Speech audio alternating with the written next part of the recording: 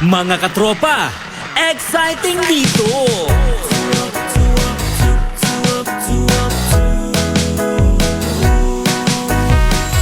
Umaga pa lang, mapapangiti ka kapag XFM na ang kasama. Ang iyong gabay sa araw-araw, kaya saan ka pa? Dito ka na sa nangunguna, radyo na pinakamasaya. Katropa mo forever. XFM makes life better! Kami ang katropa mo, exciting dito. Exciting dito! Saan man sulok ka ng mundo, araw-araw maaasahan mo. XFM makes life better. Katropa mo, katropa ko, katropa ng lahat, katropa ng bawat Pilipino. Katropa mo, katropa ko, katropa ng lahat, katropa ng bawat Pilipino.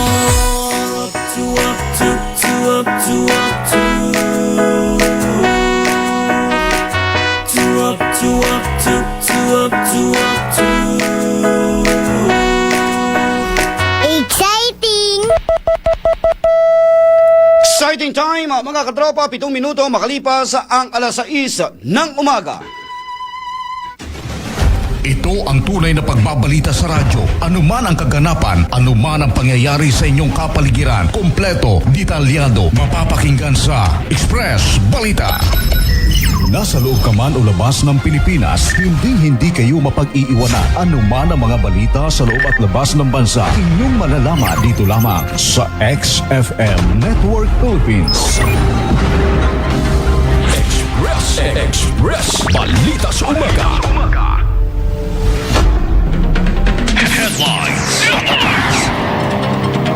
Sa ulo po ng ating pong mga balita, DENR-MGB kampi umano sa minahan, ayon po yan kay Vice Mayor Feliciano ng Brooks Point, Palawan. Ganyan naman talaga ang MGB, talagang kamping-kampi naman talaga sila sa mga minahan. 6 na barangay sa Brooks Point posibleng maapektuhan kapag na-operate na ang Macro Asia Mining Corporation. Nakakatakot. Makakalahati ng Brooks Point hanggang dito sa Kabayanan ay maapektuhan.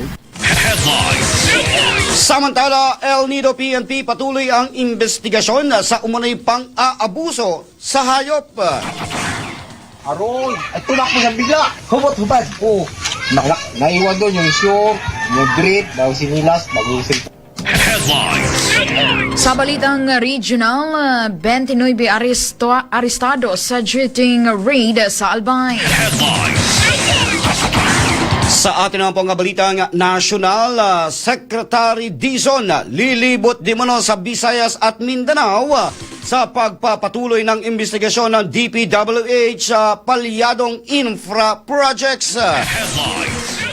Sa balitang international, Greenland at Denmark nagkaisa laban sa pressure ng US.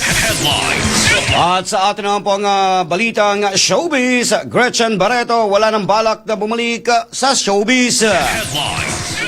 Sa balitang sports, Alex Yala makakaharap si Alina Chareva sa round of 32 ng Philippine Women's Open.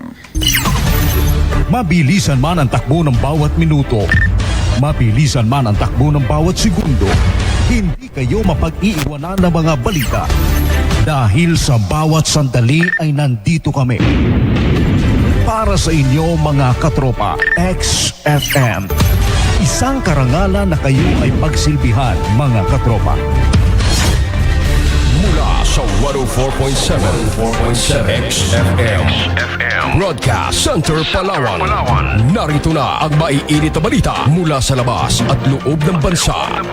Express Balita. Express Balita. Balita. At ngayon, narito ang inyong mga tagapagbalita.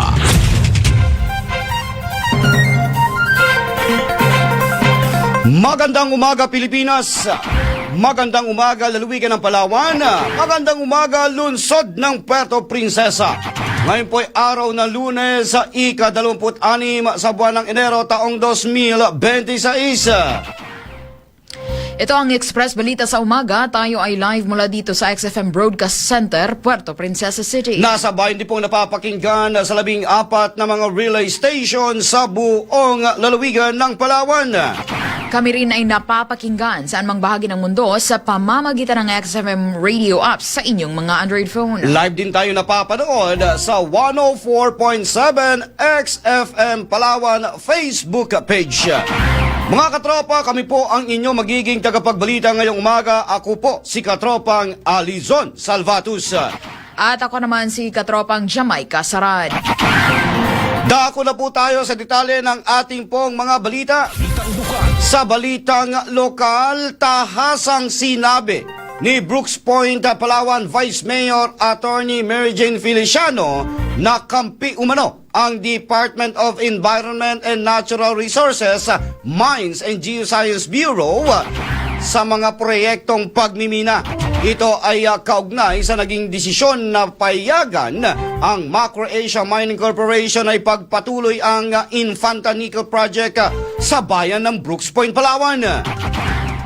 Nabasa ko na po ito sa Facebook nitong mga nagdaang araw patungkol nga dyan sa pagpayag na ng MGB. At ako po ay hindi na rin nagtataka kasi ganyan naman talaga ang MGB. Talagang kamping-kampi naman talaga sila sa mga minahan. Mga kabayan, mga katropa, yan po ang tinig ni Vice Mayor Attorney Mary Jane Feliciano ng bayan ng Brooks Point sa panayam ng XFM Palawan. Bagamat hindi na umano siya nagulat sa naturang desisyon, nalungkot pa rin ang opisyal dahil halos 3 minahan ang sabay-sabay na posibleng magsagawa ng operasyon na maaaring makaapekto sa kabundukan sa kanilang lugar. Naninindigan naman ang Vice Alcalde na questionable ang pagkakaroon ng pagmimina malapit sa isang protected area tulad ng Mount Matalingahan na dapat sana'y mahigpit na pinangangalagaan. Dagdag pa ni Vice Mayor Feliciano, ang mga lugar na planong minahin ay may malalaking ilog na posibleng maapektuhan kapag nagsimula na ang kanilang operasyon. Hindi pwedeng sabihin na nasa labas ito. Ay ano pa ang saysay ng proteksyon kung papayagan lang din natin ang pagmimina, ang paggiba, ang pagwasak ng kalikasan ng kabundukan. At higit pa riyan ay yung mga lugar na yan ay watershed. Ang daming malalaking ilog dyan. Muli po mga kabayan, mga katropa, ang tinig ni Vice Mayor Attorney Mary Jane Feliciano ng bayan ng Brooks Point. Express Balita sa Umaga. Samantala mga kabayan, mga katropa, ang balitang yan, handog naman po sa atin ng Santon Plus Gold.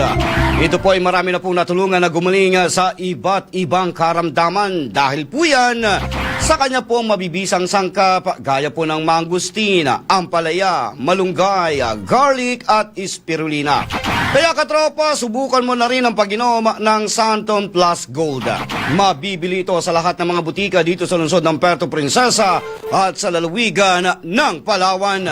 Express Balita sa Umaga.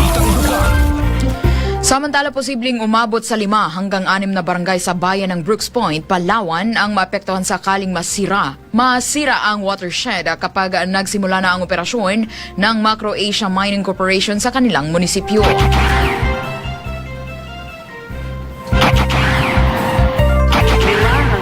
na barangay kasi yan po ay aabot sa barangay Mainit at malaki. Kaya sabi ko nakakatakot. Makakalahati ng Brooks Point hanggang dito sa Kabayanan ay maapektuhan. Yung bundok naman na yan, magkakatabihan yung Mainit, Ipilan, tapos Maasin. Tinig po ni Vice Mayor Attorney Mary Jane Feliciano ng bayan ng Brooks Point. Ayon kay Vice Mayor Attorney Mary Jane Feliciano, maaaring umabot ang lawak ng operasyon hanggang barangay Mainit o halos kalahati ng sakop ng Brooks Point. Paliwanag pa ng opisyal, bukod sa posibleng pagkasira ng watershed, maapektuhan din ang ilang pinagkukunan ng kabuhayan ng mga residente, particular ang iba't ibang produktong pang-agrikultura. Yung sa Ipilan pa lang, yan ang aming parang coconut plantation talaga yan ng Brooks Point. Opo. Ang Aribongos ay nandyan kumukuha ng maraming nyog. At hindi lang nyog, yung mga prutas na dinadala sa puerto, ganun din ang mga saging at iba't iba pang mga produktong agrikultura. At ganun din naman yung palay naman sa maasin, sa mambalot, barong-barong at saka sa Ipilan. Tinig pa rin po ni Vice Mayor Attorney Feliciano ng bayan ng Brooks Point. Samantala, positibo ang vice-alkalde na maaari pang mapigilan ng tuluyang operasyon ng proyekto kung may konsensya at seryosong pagkilos ang mga tanggapan ng pamahalaan at maging ang mga opisyal ng bansa para sa kabutihan ng lahat. Kung magkakaroon ng konsensya ang mga nasa mga opisina na mayroong mandato para sa pangangalaga ng kalikasan, meron. Nandyan ang Department of Agriculture, dapat makialam. Ang National Irrigation Administration, dapat makialam. Ang DNR, ang PCSD, mayroong pag-asa. Kung iisipin natin ang kabutihan ng lahat, hindi ng makumpanyang ito, na ang tanging hangad lamang ay kumuha pa ng bilyong-bilyong yaman ng ating lalawigan. Tinig pa rin po ni Vice Mayor Attorney Merijen Feliciano ng bayan ng Brooks Point. Yan ang balitang hatid sa inyo ng numero 1 vitamin C sa bansa. Ito ang Santon Vitamin C. Ito ay pumasa sa pagsusuri ng FDA na may kakayahan upang palakasin ang immune system ng isang tao. Upang hindi tayo magkasakit mga katropa, mag-Santon Vitamin C na. Ito ay mabibili sa lahat ng mga butika sa Puerto Princesa at buong lalawigan ng Palawan. Express Balita sa Umaga. Samantala sa iba pang balitang lokal, patuloy naman ang isinasagawang investigasyon ng El Nido Philippine National Police matapos ang isa namang insidente ng pang-aabuso sa isang hayop na kinasangkutan ng isang lalaki sa naturang munisipyo. Ayon po kay Police Major Starkey Timbangkaya, tinukoy na ng kapulisan ang pagkakakilanlan at kinaroroonan ng suspek na kinilala lamang sa alias na JR. Base po sa pahayag ng dalawang saksi, natagpuan umano ang isang kalabaw na nakagapos at nakatali sa puno sa lugar ng insidente. Dagdag pa ng mga otoridad, tumakas umano ang suspek nang mapansing may nakakita sa kanya at naiwan sa lugar ang ilang personal na gamit, kabilang na ang short, ang brief, tsinelas at cellphone na ngayon ay bahagi na po ng ebidensyang sinusuri ng mga otoridad. Naganap umano ang insidente noong nakaraang Lunes. Sa ngayon, patuloy po ang investigasyon ng El Nido PNP upang mabuo ang kaso at matukoy ang nararapat na aksyon laban sa suspek. Nakatali ang kalabaw sa kahoy, tapos ginapos siya, nakatali ba yung awang bago. May patungan din bato. May patungan bato. Oo. Ang ano makita nakatali ang kalabaw, ano ba iba nakita sa lugar? Lumingon sa ko, tao man niririt yung karabaw ko. Aroy, ay tulak mo sa bigla. Hubot-hubad. Oo. Naiwan doon yung short, yung drip, daw sinilas, bago yung cellphone. Labayin lang natin. Kaya ko kayo tinatanong kasi, mukhang nakaka-alarma. Imaginin mo, 2 beses na una, kambing, sunod kalabaw. Paano kung mamaya gawin yan sa tao? Mga kabayan, mga katropa, bahagi po ng pagtatanong ni Police Major Starsky Timbangkaya sa mga nakakita sa pang-aabuso sa kalabaw.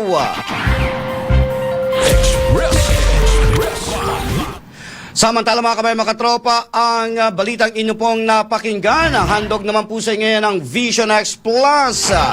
May kakayahan ito upang maipanumbalik sa maayos sa paningin ang inyo pong mga mata. Mayroon po itong sangkap na lutein, beta-carotene, vitamin E at zeaxanthin at ito ay aprobado ng FDA. Ang Vision X Plus po ay mabibili sa lahat ng mga butika dito sa lungsod ng Puerto Princesa at sa iba't ibang munisipyo sa buong lalawigan ng Palawan. Balita sa Umaga.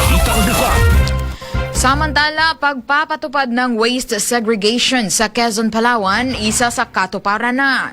Katropa natin sa balita, Ray Ilgaran. Live report.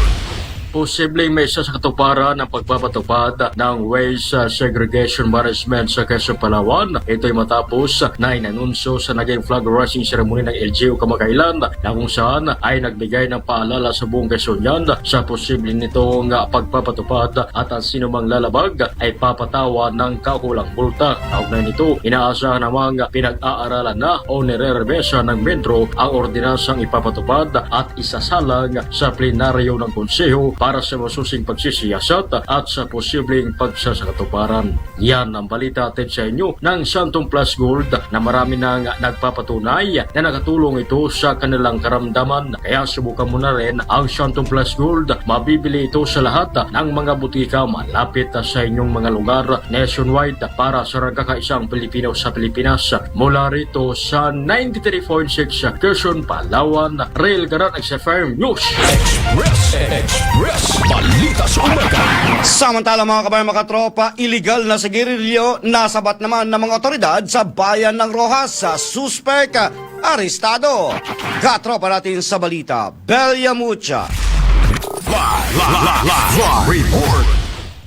Nasabat ng Pulisya Rojas ang 8 reams ng sigarilyo Alpha at 1 ream ng sigarilyong Oris na naglalaman ng 6 na pakete na walang graphic health warnings sa Purok Pag-asa, Barangay 1, Rojas, Palawan, kamakailan lamang alas 5:40 ng hapon.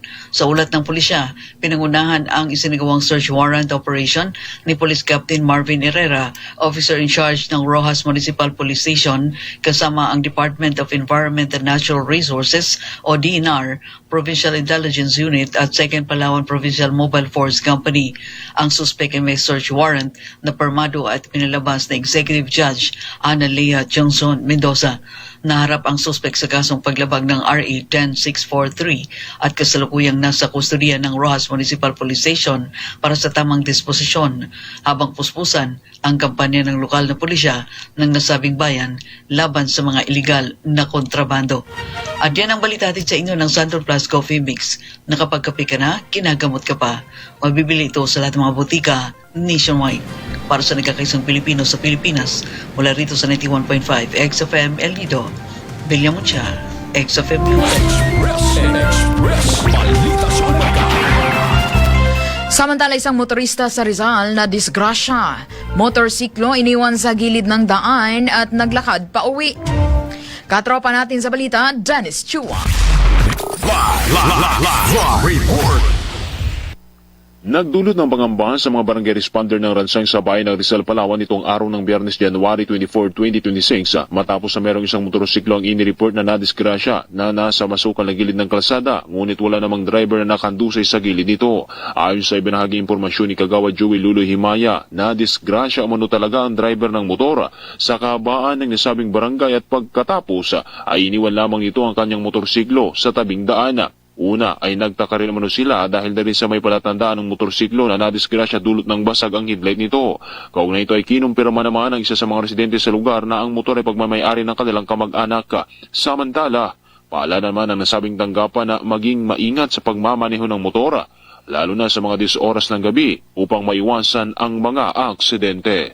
Yan ang balita hatid sa inyo ng Santon Soap. May kakayahang paputin ng inyong mga balata. Ito ay dahil sa mga taglay nitong sangkap. Santon Soap, nabibili ito sa lahat ng butika, malapit sa inyong mga lugar, nationwide. Para sa nagkakaisang Pilipino sa Pilipinas, mula sa 103.5 Rizal, Palawan, Dennis Chua, XFM. Balita sa umaga. Samantala mga kabayan mga katropa, ang ating pong tamang oras ay 25 minuto makalipas sa ang ika-6 ng umaga. Dakoy naman muna natin ang balitang regional. Alkalde ng Sharif Agwak ligtas sa ambush. 2 escort nito ang sugatan. Katropa natin sa balita, Bem Conde. Report. Ligtas na at nasa maayos na kalagayan ang alkalde ng Sharif Agwak, Maguindanao del Sur na si Mayor Ahmed Mitra Ampatuan matapos ang naganap na ambush kahapon ng umaga January 25, 2026 sa kanilang bayan. Ayon sa paunang investigasyon, bandang alas 6:30 ng umaga ng pagbabarili ng konboy ng Mayor habang binabaybay ang kalsada ng Barangay Poblasyon Sharif Agwak. Hindi nasaktan ang alkalde ngunit 2 sa kanyang security ang bahagyang nasugatan. Tinamaan din ng mga bala ang sinasakyan ng Mayor na itim na Toyota Land Cruiser pati ang kanyang backup vehicle na isang Toyota pickup. Ito ang ikatlong beses na naambush si Mayor Ampatuan at muli siyang nakaligtas sa insidente. Sisinagawang hot pursuit operation sa kaba ng National Highway sa Sharip Agwak. Iniulat ang mga otoridad na may mga suspect na napatay bagamat wala pang opisyal na kumpirmasyon sa eksaktong bilang. Ang mga suspect ay sakay ng isang puting Suzuki minivan na may plakang KAO-9462. Na-recover mula sa kanilang sasakyan ang mga high-powered firearms. Patuloy ang ginagawang investigasyon ng mga otoridad upang matukoy ang motibo sa likod ng pananambang. Yan ang balitang hatid sa inyo ng bagong produktong kape ng Yes to Health ang Santon Gold Coffee Mix with glutathione and collagen na kapag kape ka gumanda ka pa. Para sa nagkakaisang Pilipino sa Pilipinas mula sa 104.7 XFM Puerto Princesa City. Bem Paredes, Conde, XFM News. Express Balita sa Umaga. Samantala, 29 na katao ang inaresto ng pulisya matapos salakay ng isang wetting operation sa Barangay CP Daraga, Albay. At ayon kay Police Brigadier General Erosito Miranda, Regional Director ng Bicol Police, isinagawa ang operasyon matapos makatanggap ng mga ulat mula sa publiko at media. Nasamsam ng pulisya ang mga wetting booklet na may label na Code 128 Collection Report Form, mga columnar pad na may kombinasyon ng numero, electronic calculators, isang set ng electric tambiolo na may numbered balls, iba pang gambling paraphernalia at humigit kumulang 240,000 na bet money. Dinala na ang mga suspect at ang mga nakumpiskang ebidensya sa Daraga Municipal Police Station. Inihahanda na ang mga kasong paglabag sa Presidential Decree No. 1602 na inamyandahan ng Republic Act No. 9287 o Illegal Numbers Game Law laban sa mga naaresto. Express Balita sa Umaga. Samantala, inutusan naman ng local government ng Legazpi City ang evacuation ng mga alagang hayop mula sa 6 na kilometrong permanent danger zone dahil sa patuloy na pag-alboroto ng Mayon Volcano. Napansin ng LGU na may ilang residente pa rin bumabalik sa permanent danger zone para pakainin ang kanilang mga alagang hayop kahit delikado ito. Kaya naman nag-set up ang LGU ng temporary evacuation area sa labas ng permanent danger zone. Ayon pa sa LGU, bibigyan ng pagkain, bitamina at bakuna ang hindi bababa sa 70 baka at kalabaw habang naroroon sa pansamantalang evacuation site. Express Balita sa Umaga. Balita nasyonal. Samantala, magsasagawa ng sunod-sunod na inspeksyon sa Visayas at Mindanao si Department of Public Works and Highway Secretary Vince Dizon sa susunod na linggo bilang bahagi ng nagpapatuloy na investigasyon sa mga pumalyang infrastructure projects sa bansa. Ayon kay Dizon, kabilang sa kanyang bibisitahing lugar ang Cebu at Davao at muli rin niyang tatahakin ang Maharlika Highway mula Bicol patungong Visayas upang personal na suriin ang kalagayan ng mga kalsada at tulay. Ibinahagi ng kalihim na marami pa ring sirang lansangan at mga tulay na hindi natatapos, lalo na sa ilang bahagi ng Mindanao na kinakailangang agarang ayusin upang hindi na lalong maapektuhan ang mga mamamayan. Nilinaw rin ni Dizon na hindi lamang flood control projects ang saklaw ng kasulukuyang investigasyon ng DPWH kasunod ng mga isyong may kinalaman sa maling grid coordinates ng ilang proyekto. Binagyang diin ng kalihim ang kahalagahan ng transparency portal ng DPWH upang mabantayan ng publiko ang mga proyekto ng pamahalaan. Kasabay nito, tinalakay rin ni Dizon ang mga reformang ipinapatupad sa loob ng ahensya, partikular ang pagsusulong ng merit-based system sa pagre-recruit at promosyon ng mga kawani. Ayon sa kanya, hindi na dapat umiral ang palakasan o personal connection sa pananatili o pag-angat sa serbisyo, lalo na kung may kakulangan sa performance ang isang opisyal o empleyado. Express Balita sa Umaga. Balita nasyonal. Samantala mga kabayan, mga katropa, sa oras na alas 6:30 na po ng umaga, karagdagang balita nga national pa rin. Inakusahan naman ni Senador Amy Marcos ang Malacanang staff matapos na sabihing posibleng nagkasakit si Pangulong Ferdinand Marcos Jr. dahil di mo sa kakulangan ng tamang pangangalaga mula sa mga tao sa loob mismo ng palasyo. Sa isang Facebook video, ibinahagi po ni Senator Amy ang kanyang mga saloobin kung saan tinanong niya kung sino sa mga nakapaligid sa Pangulo ang talagang nagmamalasakit sa kanya. Dagdag pa ng senadora na ang kalusugan ng Pangulo ay posibleng lumala dahil sa kakulangan ng tamang atensyon. Ginawa ng senador ang pahayag matapos ipahayag naman ni Malacanang Press Officer Claire Castro na ang Pangulo ay isinasailalim sa medical observation noong pang-araw ng Huwebes matapos na makaramdam ng discomfort. Sa kanyang video, hinimok ni Amy ang kanyang kapatid na unahin ang kanyang kalusugan at umiwas sa mga tao sa kanyang paligid. Bagamat hindi niya pinangalanan ang mga ito, pinuna rin ni Amy ang mga individual na tinawag niyang feeling presidente. Express Balita sa Umaga. Balita sa International. Samantala, nagkaisa ang Greenland at Denmark sa harap ng kontrobersyal na mungkahi ni US President Donald Trump na bilhin ang Greenland. Isang hakbang na nagdulot ng matinding pagtutol mula sa mga leader ng isla. Sa kabila ng kanilang masalimuot na kasaysayan ng kolonisasyon na tumagal ng mahigit 3 siglo, nagkaisa ang mga partido sa Greenland na tutulan ang alok ng Estados Unidos. Itinanggi ng mga leader ng Greenland, kabilang si Prime Minister Jens Frederick Nielsen, ang ideya ng pagbebenta ng isla at iginiit na tanging Greenland at Denmark lamang ang may karapatang magpasya ukol sa kinabukasan nito. Pinagtibay naman ng Greenland at Denmark ang kanilang pagkakaisa sa pamamagitan ng suporta mula sa mga bansa sa Europe, kabilang ang mga kamakailang pag-uusap sa mga opisyal ng Estados Unidos at mga leader ng NATO. Bagaman hindi patiyak ang kinabukasan ng Greenland, ang pangunahing focus ng Greenland at Denmark sa ngayon ay ang pagpapangalaga ng soberanya ng isla laban sa presyon ng Amerika. Express Balita sa Umaga. Samantala, lumawak pa ang protesta na nangyayari sa Minneapolis nitong weekend habang tumitindi ang tensyon sa pagitan ng mga nagpoprotesta at mga otoridad kasunod ng ilang insidente ng karahasan.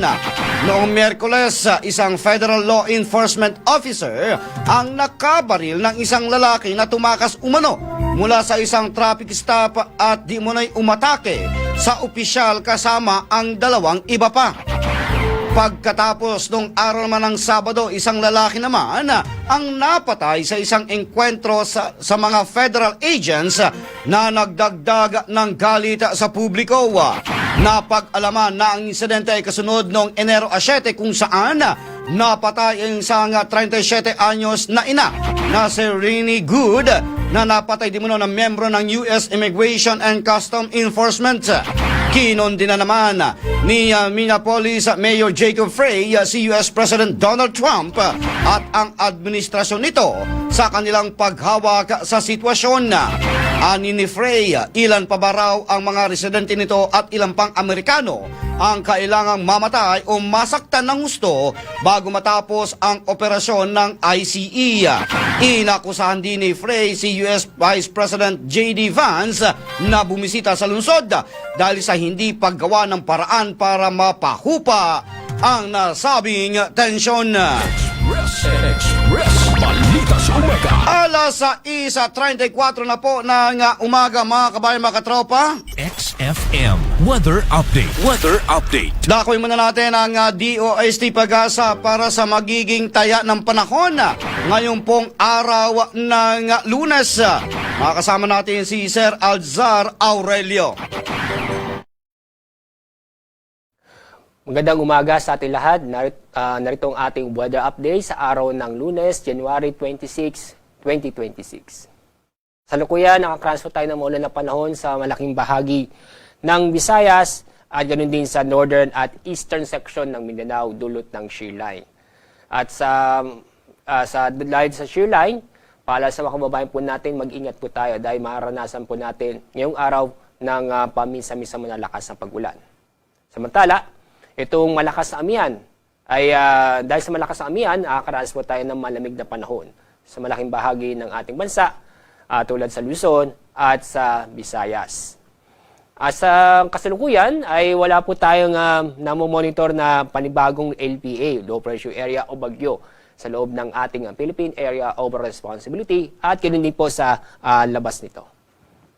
At sa ating lagay na panahon ngayong araw, halos buong Luzon ay makakaranas ng maulap na kalangitan.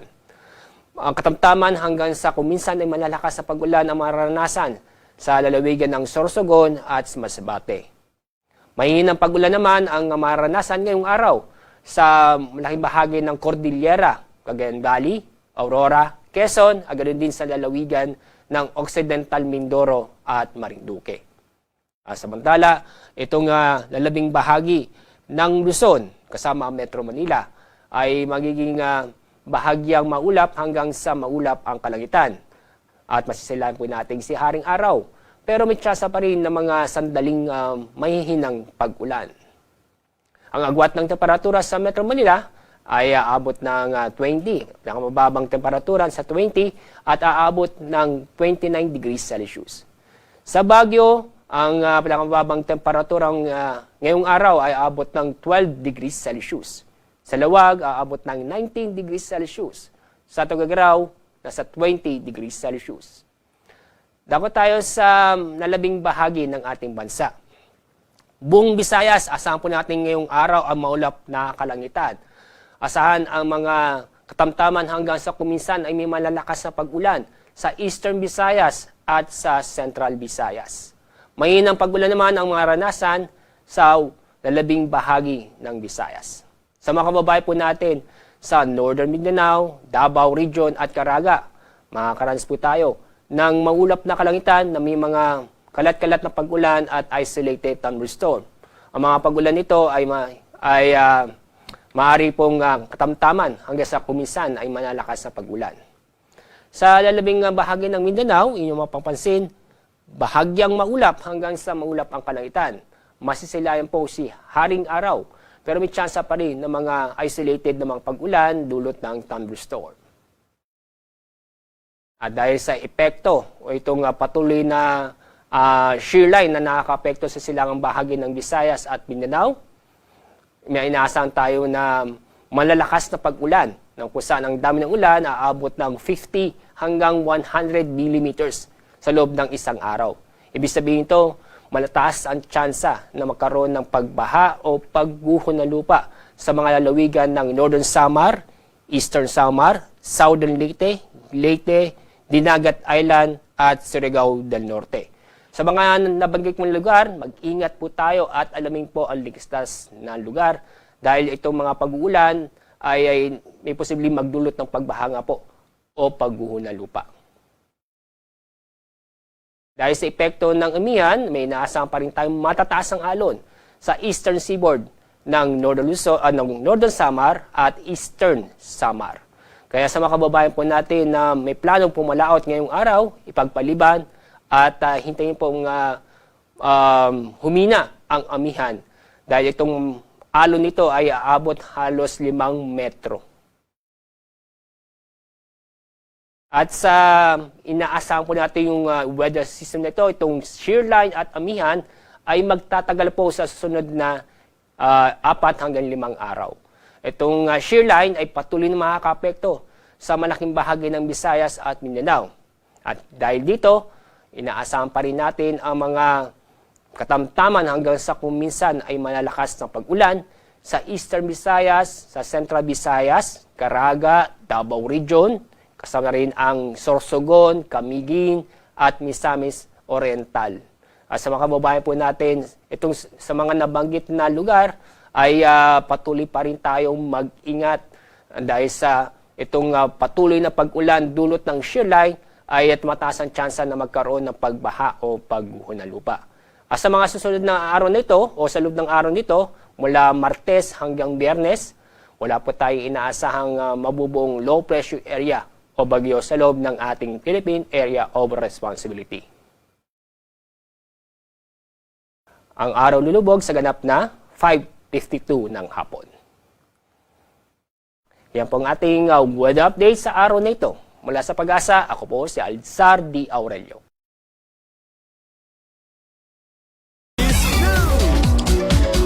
Wala nang planong bumalik pa sa showbiz ang dating aktres na si Gretchen Barreto. Sinabi nito na nag-e-enjoy na ito sa mapayapa at tahimik na buhay sa labas ng showbiz.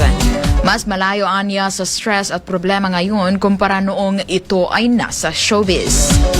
Magugunitang idinawit ang aktres na sangkot sa pagkawala ng mga sabongero kung saan kasabwat niya umano ang negosyanteng si Charlie Atong-Ang.